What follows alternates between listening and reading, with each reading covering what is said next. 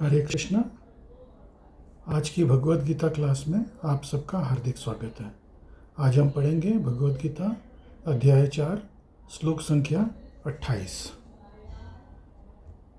द्रव्ययज्ञास्तपो यज्ञा योगयज्ञास्तथा परे स्वाध्यायज्ञानयज्ञाश्च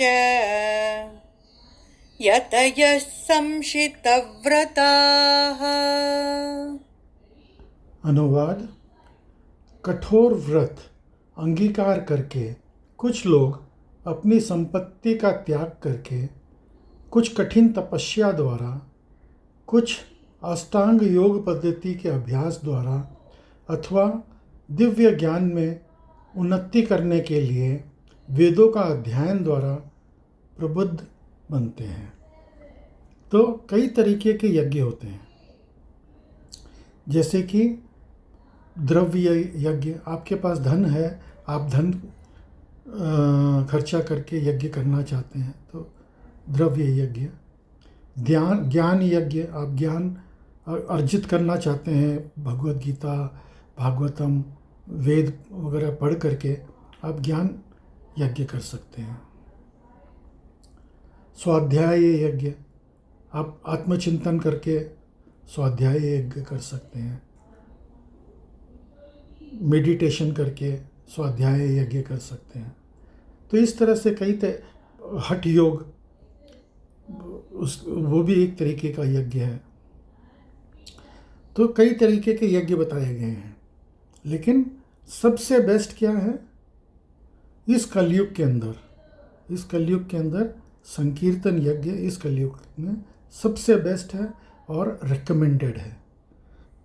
भगवान कृष्ण ने ये चीज़ बताई, और उसके बाद में अभी 500 साल पहले भगवान कृष्ण स्वयं चैतन्य महाप्रभु के रूप में आए थे, और उन्होंने भी यही बात बोली कि भाई संकीर्तन यज्ञ से बेटर इस कलयुग के अंदर और कुछ नहीं है। तात्पर्य पढ़ेंगे। इन यज्ञों के कई वर्ग किए जा सकते हैं। बहुत से लोग विधि प्रकार के दान पुण्य करके अपनी संपत्ति का यजन करते हैं। भारत में धनाढ्य व्यापारियों का राजवंशी अनेक प्रकार की धर्मार्थ संस्थाएं खोल देते हैं। लोग बाग धर्मशाला बनाते हैं, हॉस्पिटल बनाते हैं। जो पैसे वाले लोग हैं वो लोग मंदिर बनाते हैं, तो वो अपना धन खर्च करके यज्ञ करते हैं। तथा धर्मशाला, अन्न क्षेत्र, अतिथिशाला, अनाथालय तथा विद्यापीठ, अन्य देशों में भी इनके अस्पताल, बूढ़ों के लिए आश्रम तथा गरीबों को भोजन, शिक्षा तथा चिकित्सा की सुविधाएं प्रदान करने के गंतव्य स्थान हैं। ये सब धन दान कर्म द्रव्य यज्ञ हैं। अन्य लोग जीवन में उन्नति करने अथवा उच्च लोकों में जाने के लिए चंद्रयान तथा चातुर्मास्य जैसा विधिवत तप करते हैं। इन विधियों के अंतर्गत तपित कठोर नियमों के अधीन कठिन व्रत करने होते हैं। अब चतुर्मास में भी कई तरीके के यज्ञ लोग बाग करते हैं। हमारे इस्कॉन में भी हम लोग चतुर्मास में यज्ञ करते हैं, लेकिन वो जो व्रत हम लोग जो करते हैं बहुत आसान है। वो आसान क्या है, हम लोग क्या करते हैं, पहले महीने में, चतुर्मास के पहले महीने में हम हरा साग नहीं खाते, क्योंकि बारिश का सीज़न रहता है। उस साग के अंदर कीड़े मकोड़े बहुत रहते हैं, तो इसलिए हम उसको अवॉइड करते हैं।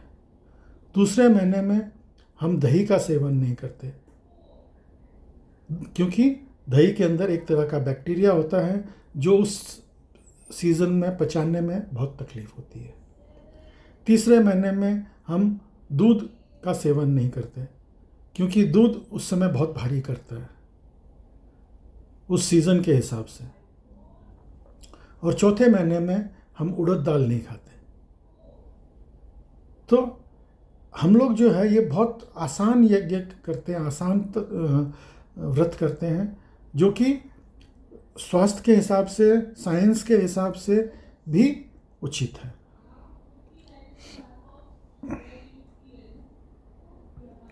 आगे पढ़ेंगे। उदाहरणार्थ चतुर्मास व्रत रखने वाले वर्षों के 4 मास बाल नहीं काटते, न ही कतिपय खाद्य वस्तु खाता है और न दिन में 2 बार खाते हैं, न निवास स्थान छोड़कर कहीं जाता है। जीवन के सुखों का ऐसा परित्याग तपोमय यज्ञ कहलाता है। कुछ लोग ऐसे भी हैं जो अनेक योग्य पद्धति के अनुसार करते हैं तथा पतंजलि पद्धति ब्रह्म में तदाकार होने के लिए अथवा हठ योग या दृष्टिगोचर विशेष सिद्धियों के लिए कुछ लोग समस्त तीर्थ स्थानों की यात्रा करते हैं। वे सारे अनुष्ठान योग यज्ञ कहलाते हैं। एक बहुत पहुँचे हुए योगी जी थे, उन्होंने 25 साल तक तपस्या करी। तपस्या करके उन्होंने सिद्धि प्राप्त करी। तो सिद्धि प्राप्त करके वो आए शहर में, बहुत लोग आए उनका वो सिद्धि देखने के लिए। तो वो आए, पानी के ऊपर चले, स्विमिंग पूल के इस कोने से उस कोने तक पानी के ऊपर चल करके गए और वापस चल के आ गए। लोगों ने बहुत तालियां बजाई, अरे वाह वाह वाह, क्या इन्होंने सिद्धि प्राप्त करी है। हमारे एक भक्त हैं, उन्होंने पॉकेट में से चवन्नी निकाली और एक नाव वाले को पकड़ा और नदी, उस स्विमिंग पूल तो छोटा सा होता है, नदी को पूरा पार किया और वापस आ गए। बोले क्या फ़ायदा, ये 25 साल तक तपस्या करके इन्होंने ये सिद्धि प्राप्त करी, इससे क्या हुआ? क्या उन्होंने भगवान को प्राप्त कर लिया? जो काम हमारा 25 पैसे में हो गया और ये 25 साल इन्होंने बर्बाद कर दिया।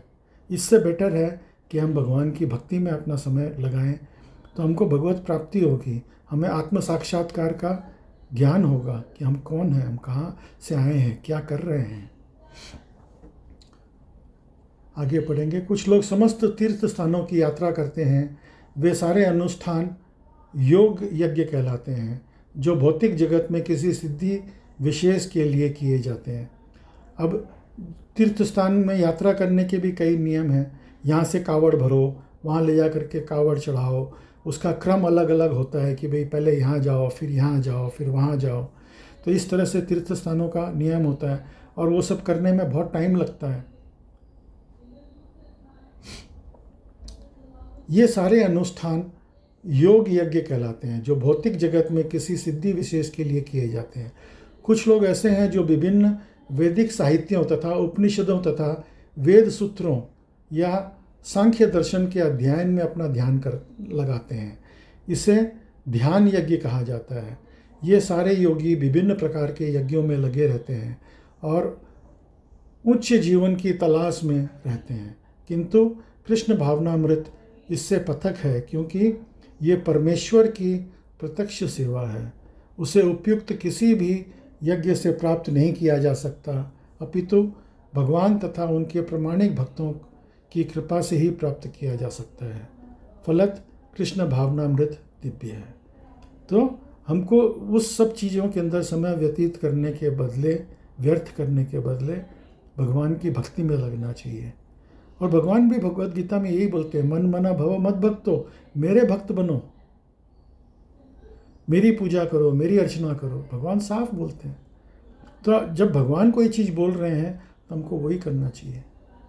हम अपनी बुद्धि लगा करके अपना समय व्यतीत करें, हम अपना धन बर्बाद करें, हम अपनी एनर्जी बर्बाद करें, उसमें क्या फ़ायदा मिलेगा? अगला श्लोक पढ़ेंगे।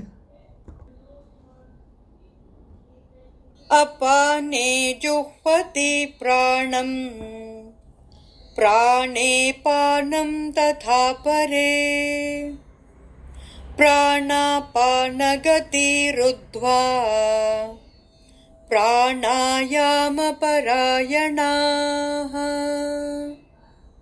अपरे नियताहाराः प्राणान् प्राणेषु जुह्वति। सर्वेप्येते यज्ञविदो यज्ञक्षपितकल्मषाः। अनुवाद: अन्य लोग भी हैं जो समाधि में रहने के लिए श्वास को रोके रहते हैं।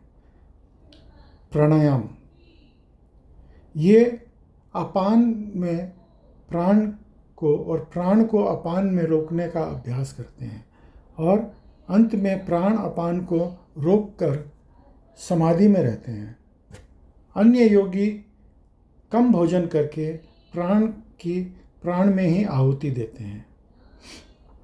तात्पर्य: श्रील प्रभुपाद द्वारा सांस को रोकने की योग विधि प्राणायाम कहलाती है। प्रारंभ में हठ योग के विविध आसनों की सहायता से इसका अभ्यास किया जाता है। ये सारी विधियां इंद्रियों को वश में करने तथा आत्म साक्षात्कार की प्रगति के लिए संतुष्ट की जाती है। इस विधि में शरीर के भौतिक वायु को रोका जाता है जिसमें वायु की दिशा उलट सके। अपान वायु और प्राण वायु ऊर्ध्वगामी है, मतलब ऊपर की तरफ जाती है, ऊर्ध्वगामी है। प्राणायाम से योगी विपरीत दिशा में श्वास लेने का तब तक अभ्यास करता है जब तक दोनों वायु उदासीन होकर पूरक अर्थात सम नहीं हो जाती। जब अपान वायु को प्राण वायु में अर्पित कर दिया जाता है तो इसे रेचक कहते हैं। जब प्राण तथा अपान वायु को पूर्णतया रोक दिया जाता है तो उसे कुंभक योग कहते हैं। कुंभक योग अभ्यास द्वारा मनुष्य आत्मसिद्धि के लिए जीवन अवधि बढ़ा सकता है। अभी हमारा जो जीवन है उसका मापदंड क्या है? हम इतने समय जिएंगे, इतने साल जिएंगे? नहीं, सांस, हम जितनी सांस लेंगे हमारे सांस निर्धारित है। अगर आप जल्दी जल्दी सांस लें तो उतनी सांस आपकी ख़त्म हो गई। आप धीरे धीरे सांस लेंगे तो ये प्राणायाम जो है ये उसी का एक प्रयोग है कि आप धीरे धीरे सांस लें, आप अपने जीवन को लंबा कर सकते हैं। बुद्धिमान योगी एक ही जीवन काल में सिद्धि प्राप्त करने का इच्छुक रहता है, वो दूसरे जीवन की प्रतीक्षा नहीं करता। कुंभक योग के अभ्यास से योगी जीवन अवधि को अनेक वर्षों के लिए बढ़ा सकता है, किंतु भगवान की दिव्य प्रेमा भक्ति में स्थित रहने के कारण कृष्ण भावनामृत मनुष्य स्वयं इंद्रियों का नियंत्रण जितेंद्रिय बन जाता है। अब भगवान जो है वो इंद्रियों के मालिक हैं और अगर हम भगवान की सेवा करते हैं, भगवान की भक्ति करते हैं तो हम भी जितेंद्रिय बन जाते हैं। हम इंद्रियों को जीत सकते हैं। कैसे जीत सकते हैं? हम इंद्रियों को भगवान की सेवा में लगाते हैं और इंद्रियों के बस में नहीं होकर के हम इंद्रियों को अपने बस में रखते हैं। हम इंद्रियों को जो है जैसा हम चाहते हैं भगवान की भक्ति में वैसा लगाते हैं। जिसकी इंद्रियां कृष्ण की सेवा में तत्पर रहने के कारण अन्य किसी कार्य में प्रवृत्त होने का अवसर नहीं पाती, फलत जीवन के अंत में उसे स्वतः भगवान कृष्ण के दिव्य पद का स्थानांतरित कर दिया जाता है। अतः वो दीर्घ जीवी बनने का प्रयास नहीं करता, वो तुरंत मोक्ष पद को प्राप्त कर लेता है, जैसा कि भगवद गीता में कहा गया है। जो व्यक्ति भगवान की निश्चल भक्ति में प्रवृत्त होता है वह प्रकृति के गुणों को लांघ जाता है और तुरंत आध्यात्मिक पद को प्राप्त होता है। कृष्ण भावना भावित व्यक्ति दिव्य अवस्था में प्रारंभ करता है और निरंतर उसी चेतना में रहता है, अतः उसका पतन नहीं होता और अंततः वह भगवान को जाता है। कृष्ण प्रसादम को खाते रहने से स्वतः ही कम खाने की आदत पड़ जाती है। इंद्रिय, क्योंकि हम हर चीज़ भगवान को भोग लगा के खाते हैं, तो भगवान का एक भोग लगाने का समय है। हम उस हिसाब से भगवान को भोग लगाते हैं। भगवान हर चीज़ नहीं खाते, जो भगवान खाते हैं हम वही भगवान को भोग लगाते हैं और वही हम प्रसाद के रूप में पाते हैं। तो इससे हमारा काफ़ी नियंत्रण हो जाता है। इंद्र निग्रह से मामले में कम भोजन करना अत्यंत लाभप्रद होता है और इंद्रिय निग्रह से बिना भवबंधन के निकल पाना संभव नहीं। अब लोग बाग योग से अपनी जीवन काल को बढ़ाना चाहते हैं, लेकिन भक्त उसको नहीं बढ़ाना चाहते। क्यों? उसका रीज़न है कि ये जो संसार है, ये जन्म मृत्यु जरा व्याधि, यहाँ पे हम हर समय तकलीफ़ में रहते हैं। एक भी व्यक्ति मेरे को इस संसार में ऐसा नहीं मिला आज तक, पता नहीं आप लोगों का क्या अनुभव है, लेकिन कोई भी ये बोल सके कि मेरे को कोई कष्ट नहीं है। किसी को कुछ कष्ट है, किसी को कुछ कष्ट है, किसी को शारीरिक कष्ट है, किसी को मानसिक कष्ट है। तो ये कष्ट तो कोई ना कोई तो लगा ही रहेगा। तो हम जो है इस कष्टों के अंदर रहते हुए हम अपना जीवन क्यों लंबा करना चाहते हैं और कष्ट भोगना चाहते हैं? तो इससे बेटर है कि हम भगवान की भक्ति में लगें और मोक्ष प्राप्त करें, भगवान के धाम में चले जाएं। जब हम भगवान के धाम में जाएंगे तो वहाँ पे कोई कष्ट रहेगा ही नहीं। हम भगवान के धाम में अगर पहुँच गए एक बार, तो वहाँ पे तो सारे आराम है, सारे सुख हैं। तो इसलिए भक्त जो है वो जीवन को लंबा नहीं करना चाहते हैं, वो मोक्ष पाने में ज़्यादा कोशिश करते हैं। ये सभी यज्ञ करने वाले यज्ञों का अर्थ जानने के कारण पाप कर्मों से मुक्त हो जाते हैं और यज्ञों के फल रूपी अमृत को चख कर परम दिव्य आकाश की ओर बढ़ जाते हैं। तो भक्त लोग जो है वो परम दिव्य आकाश, भगवान के धाम की तरफ में बढ़ जाते हैं।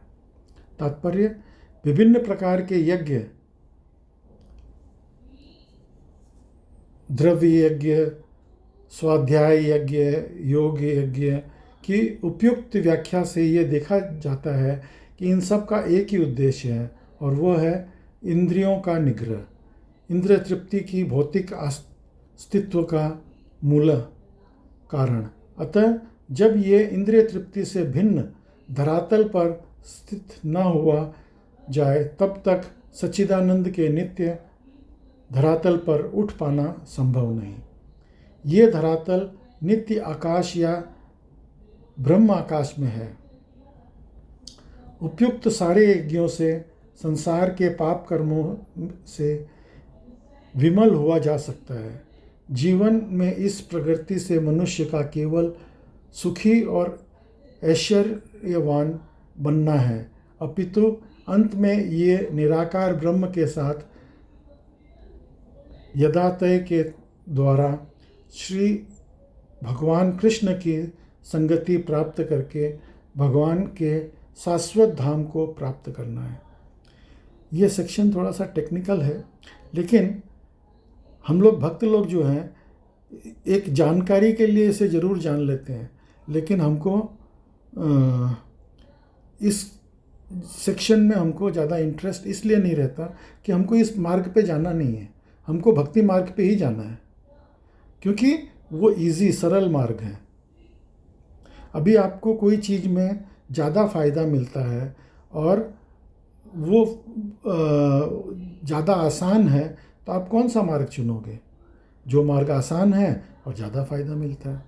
आप क्यों कठिन मार्ग और कम फ़ायदे वाला मार्ग चुनोगे? तो इसलिए ये सेक्शन थोड़ा सा टेक्निकल, आपको ऐसा लगेगा कि भाई ये बहुत ही टेक्निकल है, तो थोड़ा सा आप इस सेक्शन को आप थोड़ा बेयर करिए। एक आध श्लोक और है जिसके अंदर आपको ऐसा बेयर करना पड़ेगा। उसके बाद में ये बहुत ही रोचक सब्जेक्ट अभी आने वाला है, जहाँ पे भगवान बोलेंगे कि आपको किस तरह से गुरु के पास जा कर के सीखना चाहिए, प्रमाणिक गुरु के पास जा कर के किस तरह से क्या सीखना चाहिए और इस संसार से मुक्त होने का क्या तरीका है, ये भगवान अभी आगे बताएंगे। तो आज की क्लास में आप सब सम्मिलित हुए उसके लिए बहुत बहुत धन्यवाद।